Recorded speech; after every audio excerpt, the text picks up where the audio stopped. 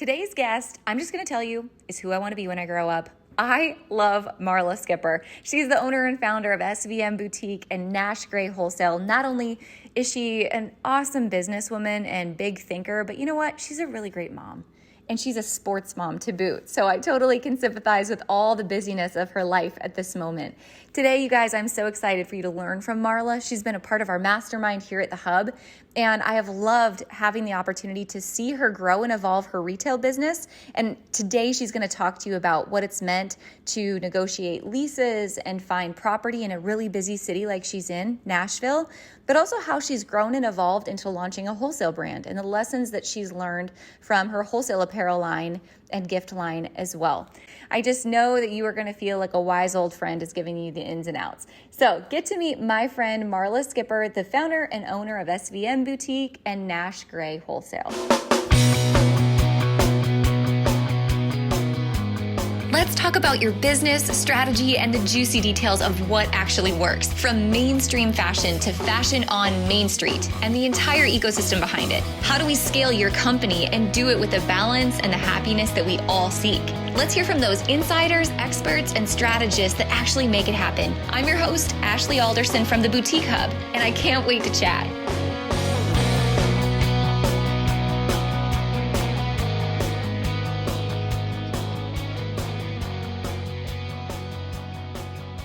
You guys, welcome back to the podcast this week. I have one of my favorite people here. Marla, I'm so pumped that you're on the podcast this week. Thanks for joining me.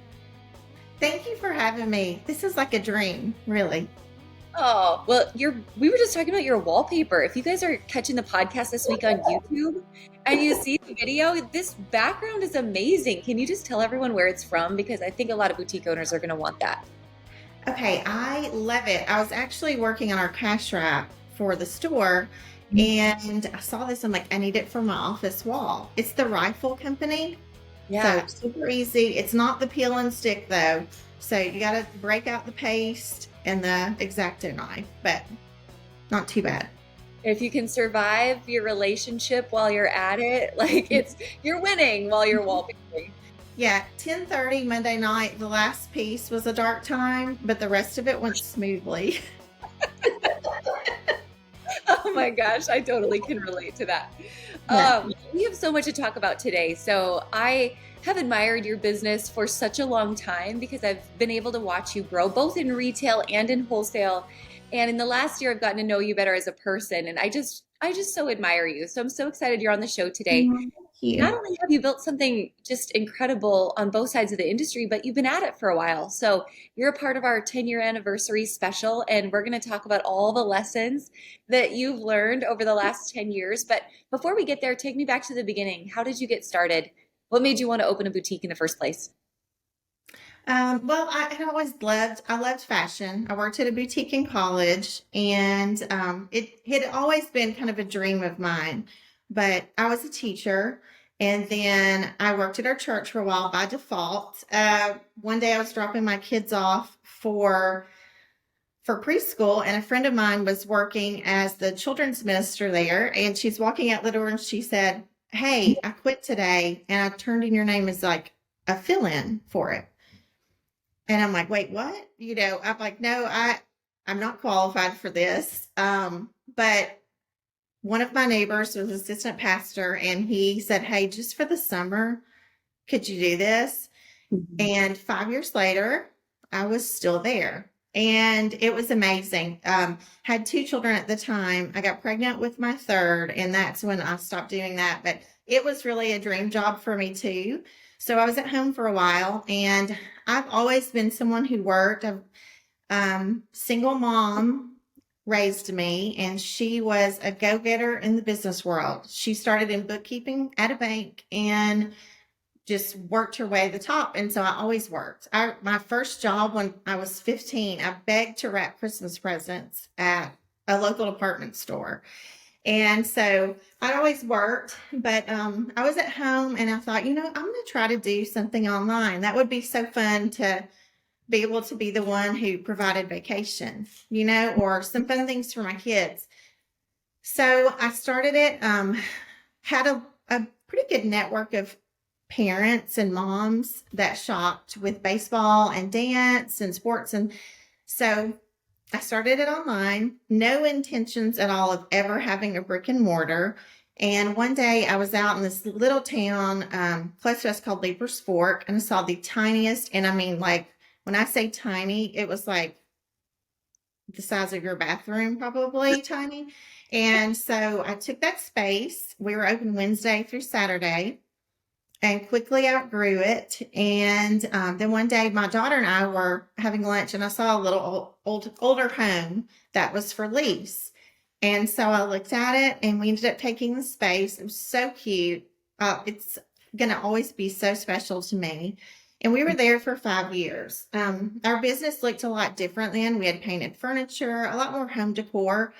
And one day a developer came in and said, "Hey, we're going into Nashville. We would love for you to be in our development." And I'm like, "No, I'm not interested. That's a lot. It's way out of my comfort zone." But fast forward to 10 years, and that's where we are now. So we moved everything to downtown. When we did that, we rebranded a little bit. We were Southern Vintage Market before.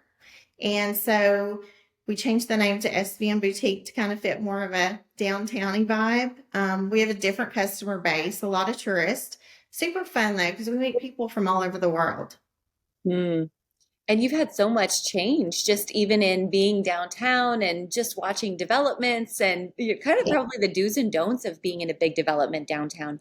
Talk to me about that strategy a little bit about what do you feel like people need to know before they sign on to go into a new development and how to choose that right location when you're going somewhere busy downtown. I would talk to a lot of people, see what's coming in. What are the plans? What phases are coming up in the future? Because we we're in a development. The people had never done a retail space. They're more in the hospital world, and so it was new for them. I'll say they've been great to us, but knowing who else is coming in there? Well, who are my neighbors going to be? We ended up being the first retailer. I chose the space because a very popular coffee spot was going to be next door.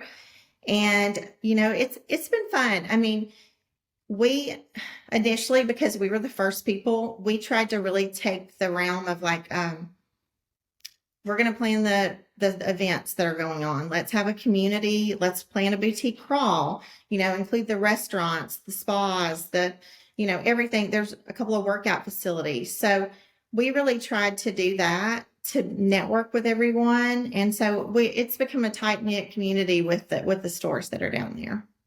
I love that. Community over competition in a Yeah. very busy, popular area for sure. How else have you, because downtown Nashville, many of us have been in Nashville, like it's one of my favorite places on earth, I swear. How do you balance selling to both tourists and locals? What's your marketing strategy to both attract and retain both tourists and locals? I'll be honest, it was hard at first for our people from my hometown to come down there. They're like, "Oh my gosh, all the way in Nashville." It's like they're, on some big journey. But, I kept telling them we have free parking, and, we just tried to really reach out to them. And I was telling Ashley the other day, just, even still giving them that customer service, like, "Hey, you can't make it down. You can pick it up on my porch, or let's meet." Like, trying to still build that relationship and keep it, we didn't leave and we're not going to still take care of you. Really trying to still keep that relationship with them. We networked with the hotels, going in, taking them goodie baskets or gifts or things like that, so that they would pass out our cards. And the restaurants, we did the same thing with them. So that was really important for the tourist part. There are a couple of tours in Nashville that we network with. One of them is a boutique tour. And so she, brings her people in on a bus, and she asked us to do it. And I said, "Hey, let's include our whole development, because then it's a destination for them to come visit." So we had to do some of those kind of things initially to get going. But Nashville's busy. Recapturing is huge for us with the tourists. So definitely you got to get their emails, and we have a QR code that they can scan, if they aren't purchasing. If Sally's in there buying a, blouse, but her friend Rachel didn't get something, be sure to say, hey, Rachel, follow us. We've got a discount when you order online, free shipping over 75, and here's all of our socials. And so we make sure that we do that. And also we do a lot of pop-ups. So we always have that information with the pop-up, that's there. Because they may just be visiting the pop-up. Like last weekend, we did an IV bar and it was super popular, but they weren't all there to shop. But you definitely want to capture them for later. Yeah, tell me more about that because you were telling me the other day about some of the pop-ups you've done. I love the IV bar, but you've done all kinds of creative things just to draw new attention and traffic. And I love like this idea of anytime you do an event, there's the hard ROI, right? Which is what I sold. But then there's the soft ROI, which is the brand recognition and the lead gen that you're able to capture. Tell me more about those that you've hosted or been a part of lately. The ones that we've done recently, we just did the drip bar. We're doing live music this weekend. That's kind of a little perk of being in Nashville. There's so many talented people here. And so we'll have live music. They usually bring their crowd, which is a great new customer for your space. Permanent jewelry is always a sellout. We include the link on our social media. And the last time we did it, it sold out in 30 seconds. So, I mean, it really brings a lot of people in. We have a rhinestone hat person who's coming. She's been in a couple times and she's so much fun. She brings a lot of people with her. There's a new person in the hub that we met at the Dallas market who does the cutest little bandanas, and she's going to be here for CMA Fest. Her name is Taylor. She's coming in. She was like one of our little neighbors. So yeah, I mean, we've had some really good ones. Oh, and one of my favorites, we're doing like an animal shelter pop-up coming up soon. So Awesome. So is that you going there or they're coming into your space? they're coming into our space. Did you tell me this was a kitten adoption? It's kittens. So my husband is like, no more kittens. No more. You're speaking my language. I feel like such a like crusty, dusty old cat lady over here. So keep me away from kitten adoptions. I have two already, and both of them were from my store. That was the older house. I had a cat that would every year, she's forever having kittens in the basement, and they've got to go somewhere. Oh my gosh, I hear you. Okay, this is a total sideline story, but I have to tell you this cat story. So we have this wild cat that started living in our garage, you guys, and maybe I've showed her on Instagram. But she was from a previous litter. She ran away, and I got all my other cats spayed and neutered, whatever. Well, this wild cat runs away, comes back, can't catch her. Now she's living in my garage. During the boutique summit, she ran away again and got pregnant by God knows what neighbor. And now she's freaking back in my garage. I have a pregnant wild cat in my garage. Marla, I'm bringing all the babies to Nashville when they're born. You can adopt them all away. My Atlanta. Yeah. Oh, yeah, don't tempt me. We're gonna have a kitten adoption party pop up here at the Alderson house before long. All right. One other thing that you mentioned was your boutique crawl. I'm curious, take me back to how you organize your boutique crawl, because I know a lot of people are doing that in the hub. I love the different angles, but also the person you collaborate with who has the bus and the tour. I would love to know more about that. Lots of cities could be doing that same sort of thing. Okay, so the crawl originally started, one of the home decor stores by our original store started a crawl. It was a Thursday night through Sunday. Thursday night was like a cocktail party, and then every day just kind of had a different theme or discount. Thursday night, when we did that here, it was like 5 to 9. It was always our biggest sales day of the year. Those 4 hours. I mean, it was packed. And so when we moved, I definitely wanted to take that to Nashville. So we did one a couple of years ago where we tried to do it more around Nashville with some of our friends. I know like Deborah Hewitt's in the hub, and some people, we tried to do some different areas of Nashville, and it was a little bit harder to do. So this year we just did it in our development. And so we do a card. You get the card punched if you visit each store. You don't have to make a purchase, but you do have to visit all of them. And there's a drawing at the end. We collect all the emails and distribute them But we have fun things going on. We'll have like a super good deal and cocktails in store. Last time every store tried to do like a kind of a different spin on it. It's a great way to meet some of your neighbors and get the word out about your development if you're with a bunch of other stores. But you could definitely do it. When we were in Brentwood, we were all separate, and it still worked really well. I love that. Even if you're in a rural area, Yeah, growing up in North like, Dakota, they're a ways apart. People will travel. People will drive for a destination event like that. One of the most impactful quotes a mentor once told me is only attract number grows. Now, as I think about retail, I know we have the retail art side of the brain, which is all of the fun and buying and social media and customers, but then there's the retail science side of the brain. And we have to dig deep into the numbers if we want to see them grow. That's why we created a brand new dashboard for you at the Boutique Hub called Boutique Hub Black. Boutique Hub Black is an opportunity for you to deep dive into every single metric in your business together on one dashboard, emailed to you weekly, plus text message updates if a number on your dashboard changes. And in addition, custom training based on every single metric so that if a number of yours is out of order, you can learn what to do to fix it right away. I want to invite you to this brand new opportunity, Boutique Hub Black, right now. It's limited to only 200 boutiques because of the high level training and opportunity that's inside, together with your own custom metric dashboard. Your dashboard has an opportunity to measure your real-time metrics from your backlinks, SEO, page speed and quality, everything SEO driven, plus Klaviyo, Shopify, your Facebook ad and Instagram ad data, plus your overall social performance. If you want to see all of your numbers tracked automatically for you, you don't have to pay a team member to track all of your numbers. You don't have to spend hours gathering all the data from Google Analytics and everywhere else. Instead, Boutique Hub Black is your very own automated custom dashboard so that you can track those numbers and watch them grow. Sign up and learn more about Boutique Hub Black in this week's show notes so you can get to tracking and seeing those track numbers grow. So Marla, talk to me about how did you decide that you wanted to throw your hat in the ring, so to speak, to go into the wholesale side of the business? What made you make that decision? Well, I usually plan things out a lot, and that is not one that I really planned out. It was, we were in LA and just kind of talked to some of our vendors about, doing more private cuts. And the conversation went on to, why don't you design some things? So we started small. We just did apparel. We did a few things and then had them shipped, and then the world kind of shut down.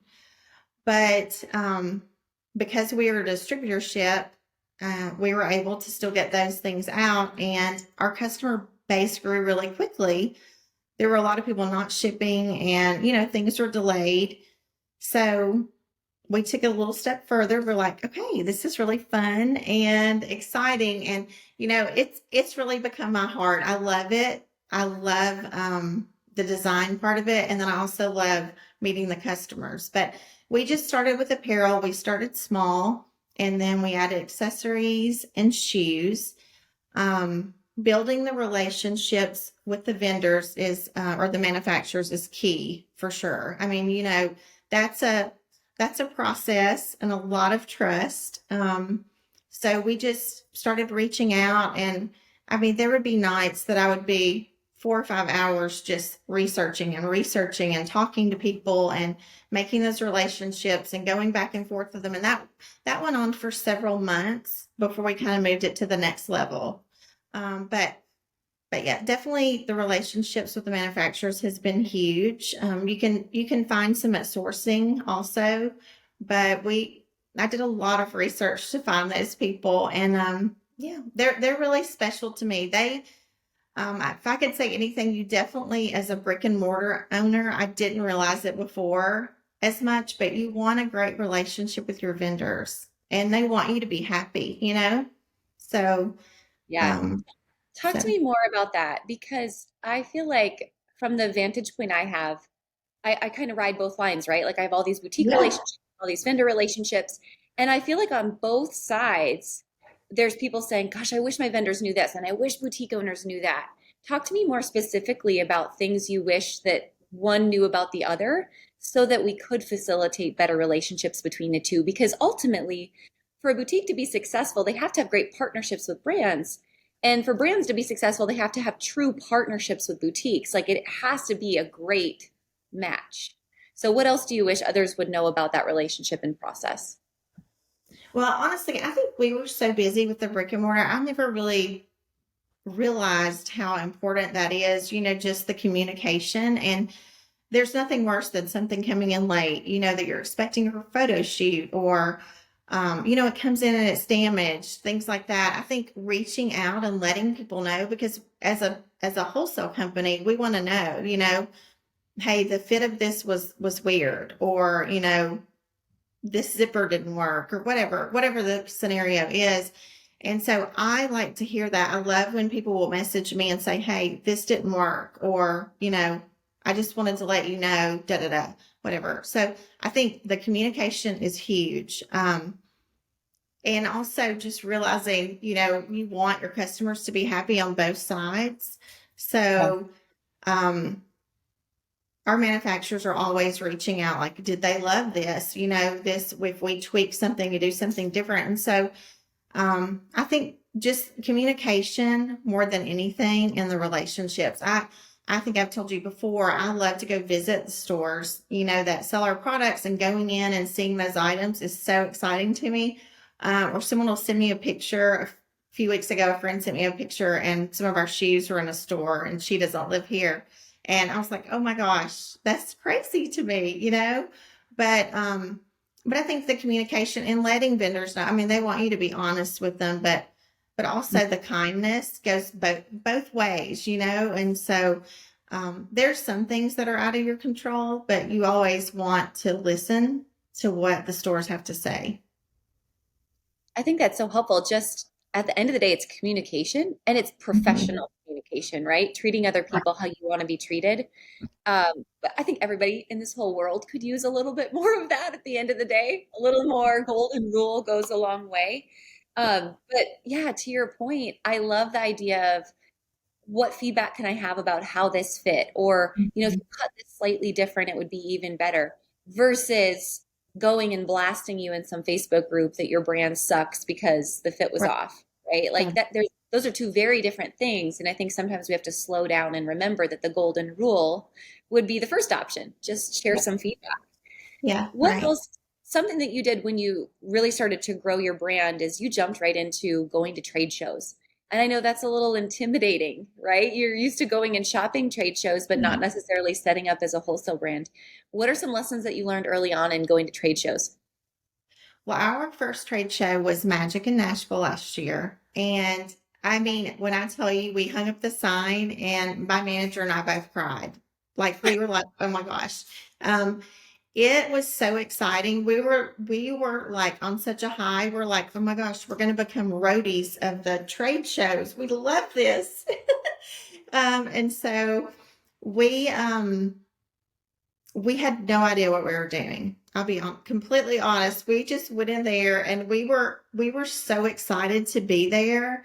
Yeah. Um, so I think last time for Dallas, we did cash and carry. So we tried a little bit something different there, but going and kind of seeing what people want, what they want to see, and reaching out to your customers, making sure that they know you're coming. We did something really fun for our first magic show. And we're going to do it again this time because it's because we're here and we can move it over there. But we I went on a company on Etsy and printed all of these albums, and we did a huge wall for like a photo op at market. And then we created a playlist on Spotify, sent it out to our customers. We're like, come see us, take a picture. And it was so much fun. We had so many people come by and see us just get their picture made. But then also a lot of them became customers. I love that. Spotify playlist. That's a really good idea. Cute. Goes with the theme. All right. So let's shift gears a little bit. You've been in business 10 years. Is it almost 11 years? What's your actual Yeah, anniversary? on May 13th. We're Okay. having a big celebration at the store that weekend. I love that. So Yeah. let's go back through a little journey through time. Take me back 10 years and talk to me about knowing what you know now, do's and don'ts of your journey. Um, well, I think a don't would be don't be distracted by what other people are doing in a way that's negative. You know, we can always learn from other people, and I love to network, but don't beat yourself up over, oh my gosh, she's doing this, I should be doing this. You know, your brand is your brand, or your brick and mortar is your brick and mortar, and it has to be true to you.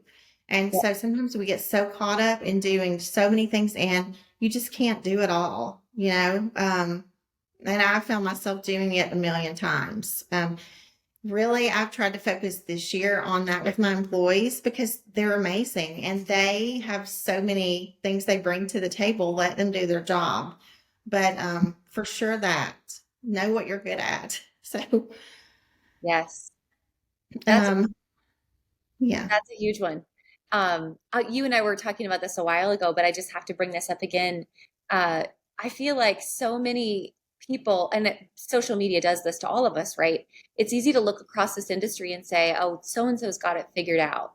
Or these boutique owners all must have it figured out. They must all be doing all these things, right? And it's so easy to put them in a race position in front of us and feel like you're so far behind in the race and you're not doing all these things you should be doing. But the truth is it's not like that at all. And I feel like I'm blessed enough to hear those conversations on a daily basis, and people who you think would be doing X, Y, and Z really aren't. You know, it's all a bit of a facade. So I love just the honesty of knowing, what am I good at? Where am I at right now? And how can I take my next best step forward and not compare my journey to anybody else's and not feel like anyone else has it any more figured out than you do, right? Because we're all kind of a bit of a shit show behind the scenes. We're all just trying to get it all done, right? So I Right. love the honesty in that. I just think that's so valuable. What else? What other do's and don'ts do you have? Definitely with your employees. One of the things when I'm interviewing somebody, I'm thinking ahead to Me. what they're going to add, what value are they going to add to our business. And I really strive to put them in that role. You know, they're Yeah. great at social media. I hate TikToks. You know, I'm not doing that. So she's great at that or whatever. And they love that.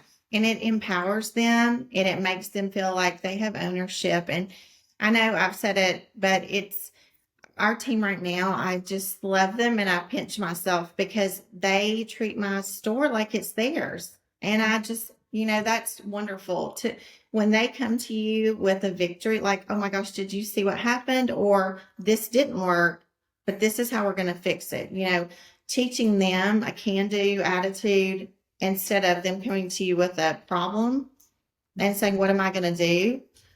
Come to me with the problem, but how we're going to fix it, you know, because their input is valuable and sometimes a million times better than mine.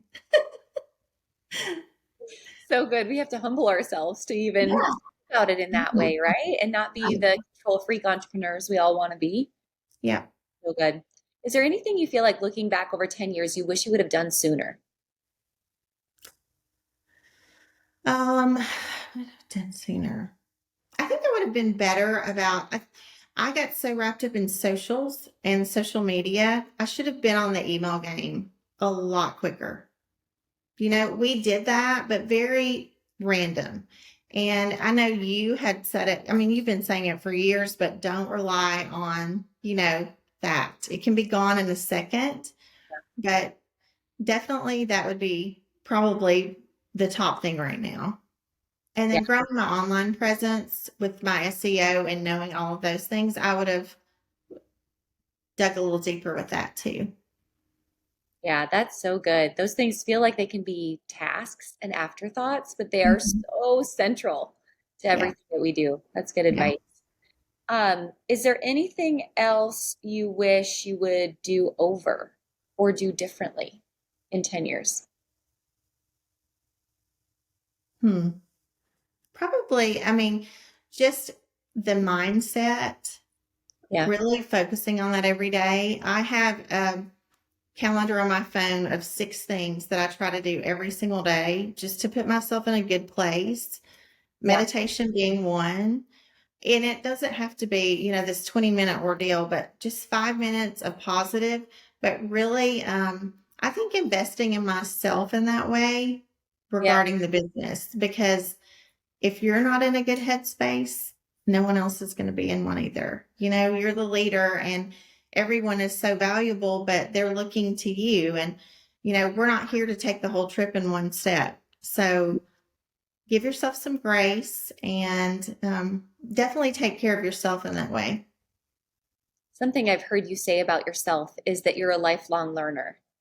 And I'm assuming that over the last 10 years and constantly looking for, a new idea or a new group of people to surround yourself with for new ideas. Talk to me about that and its importance over your business's journey. I think we can find ourselves in places where we get in a burnout, and sometimes it's good to just step back and be like, okay, today's not the day that we're going to do this. We need to refocus. And sometimes I'll just take a class. I mean, I joked with you before, like I'm waiting for my graduation from the hub classes. I want a pink cap and gown.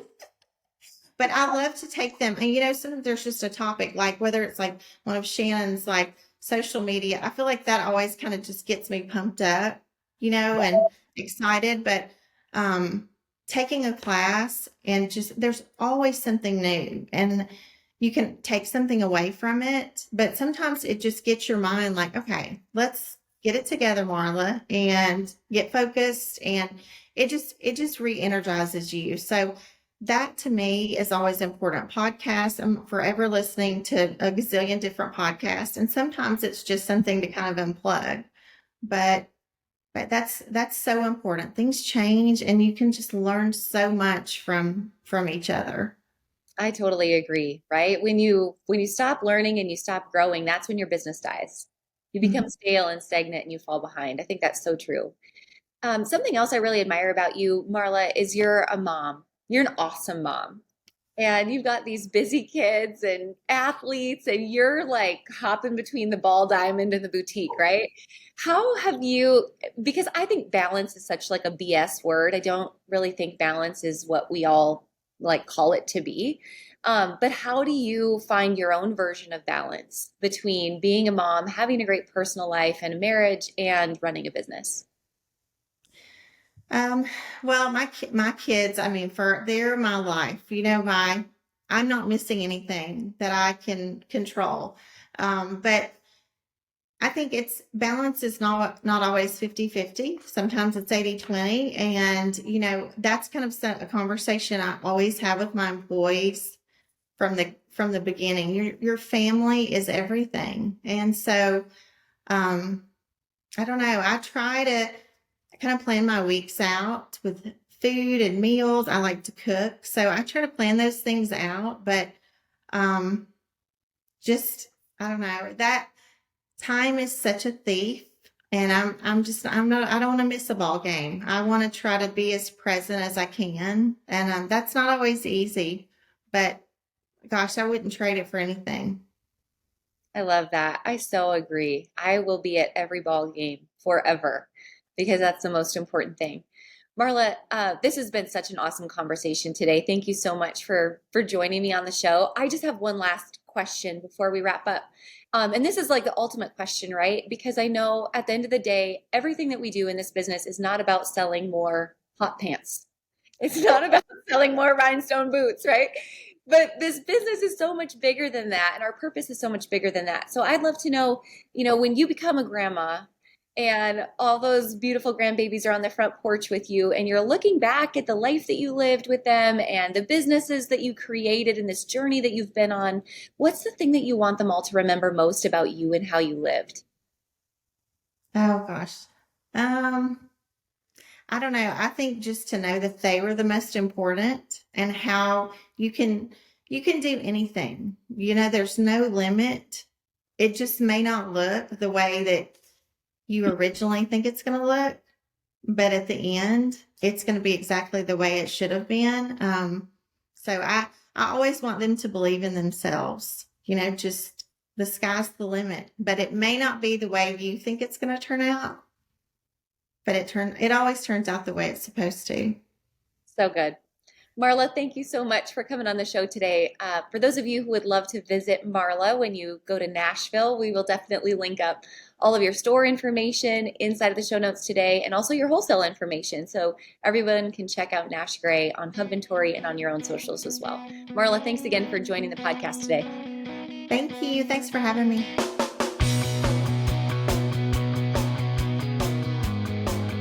Hey guys, thank you so much for listening to this episode. We hope that you loved it. Don't forget to hit subscribe and leave a rating and review down below for a chance to be one of our featured listeners each and every week. For more information on our spirit of community over competition and how to access complete show notes and bonus downloads from our guests, head on over to theboutiquehub.com and join the community. We'll see you next week.